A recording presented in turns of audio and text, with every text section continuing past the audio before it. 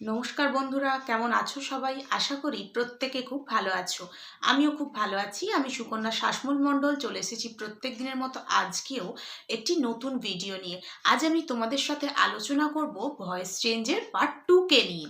আগের ক্লাসে আমি আলোচনা করেছিলাম ভয়েস চেঞ্জের প্রেজেন্ট ইনডেফিনিট টেন্সে থাকা কোনো একটি সেন্টেন্সকে কিভাবে অ্যাক্টিভ থেকে প্যাসিভে ট্রান্সলেট করবে।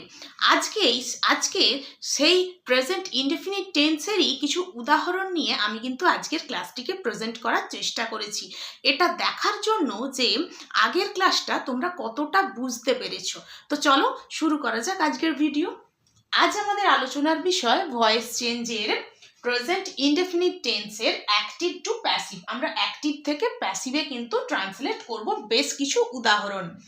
তাহলে প্রথমে আরেকবার আমরা যদি জিনিসটাকে একবার যদি মনে করে নিই যে আমরা কি করেছিলাম, তাহলে আমাদেরকে প্রথমে কি দেখতে হবে না, প্রেজেন্ট ইনডেফিনাইট টেন্সের প্যাটার্নটা কি রয়েছিল সেটা দেখে নিতে হবে। কি ছিল?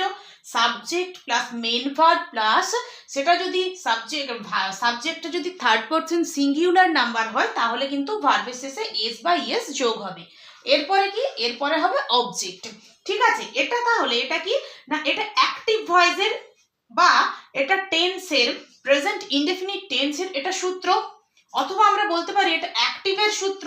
এবার এই সূত্রতে থাকা কোনো একটা সেন্টেন্সকে যখন আমরা প্যাসিভে ট্রান্সলেট করব তখন কি করতে হবে? তখন অবজেক্টটা হয়ে যাবে সাবজেক্ট, তারপরে নয় অ্যাম, ইজ, আর এই তিনটের মধ্যে যে কোনো একটা ব্যবহার হবে, প্লাস ভার্বের সাথে পিপি যোগ হবে, মানে ভার্বের থার্ড ফর্ম অর্থাৎ পাস্ট পার্টিসিপল ফর্ম ব্যবহার হবে, যুক্ত বাই বা বাই প্লাস অবজেক্ট। তাহলে এই সূত্র অনুসারে আমরা কিন্তু প্রেজেন্ট ইনডেফিনিট টেন্সে থাকা সমস্ত সেন্টেন্সগুলোকে অ্যাক্টিভ থেকে প্যাসিভে ট্রান্সলেট করব। তো আমরা উদাহরণগুলো দেখে নেব। উদাহরণগুলো কি কি আছে? কি আছে না, I write a letter. I write a letter. তাহলে প্রথমে কি এখানে বলো, এখানে ভার্ব কোনটা? রাইট। এটা সাবজেক্ট কোনটা? আই। এটা সাবজেক্ট। বাকি পড়ে রইল অবজেক্ট কোনটা? না এটা অবজেক্ট।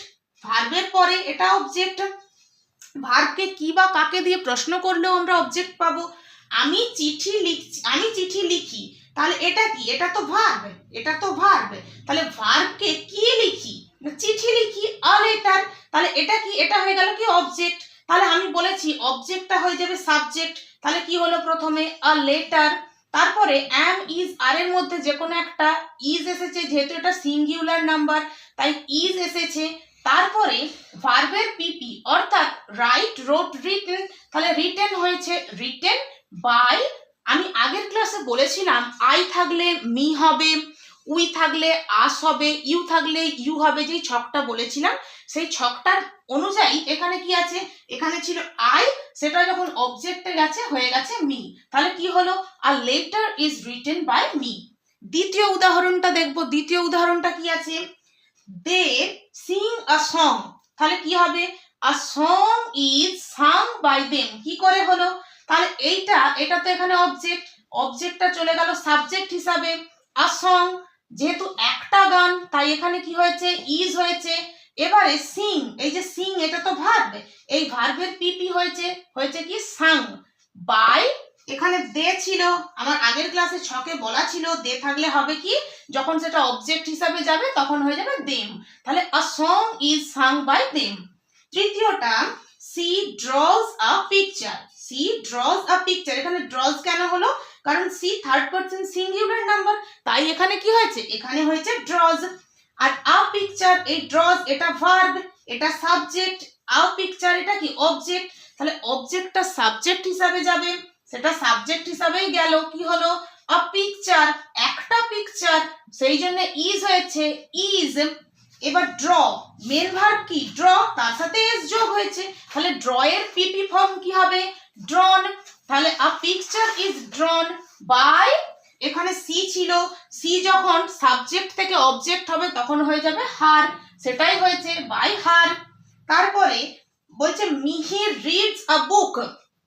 এখানে তাহলে আ বুক এটা কি? এটা অবজেক্ট, এই অবজেক্টটা হয়ে গেছে কি? সাবজেক্ট। তাহলে আ বুক একটা বই, সেই জন্য ইজ হয়েছে ইজ। রিড, এইখানেও Mihir third person singular number, তাই ভার্বের শেষে এস যোগ হয়েছে, রিডস হয়েছে। মেন ভার্ব কোনটা? রিড, রিডের পিপি ফর্ম রিডই হবে, তাহলে ইজ রিড বাই মিহির। তারপরে 5 নম্বর, টুকাই হেল্পস মাদার। তাহলে এখানে টুকাই এটা সাবজেক্ট, হেল্প, হেল্প হচ্ছে এটা কি ভার্ব, টুকাই যেহেতু থার্ড পারসন সিঙ্গুলার নাম্বার তাই ভার্বের শেষে এস যোগ হয়েছে। আর মাদার, মাদার এটা কি? এটা তাহলে অবজেক্ট, এটা তাহলে অবজেক্ট, তাহলে এই অবজেক্টটা হয়ে গেল কি সাবজেক্ট। তাহলে মাদার, মাদার একজন, সেই জন্য ইজ হয়েছে। মাদার ইজ, হেল্পের পিপি কি হবে? Helped. Mother is helped by Tukai. এখানে আমি একটা উদাহরণ তোমাদের জন্য মানে তোমরা করবে সেই জন্য রেখে দিয়েছি। তোমরা এই উদাহরণের উত্তরটা কি হতে পারে, এই যে এইটা 6 দাগেরটা, লিপি রাইটস আ লেটার, এর উত্তরটা কি হতে পারে তোমরা অবশ্যই কিন্তু আমাকে আমার কমেন্ট সেকশনে করে জানিও। তবে আমি বুঝতে পারবো যে তোমরা সাবজেক্ট মানে তোমরা বিষয়টা কতটা সুন্দরভাবে বুঝতে পেরেছো। তো চলো আজকের মতো আসি, পরের দিন আমি আবারও চলে আসবো একটা নতুন ভিডিও নিয়ে।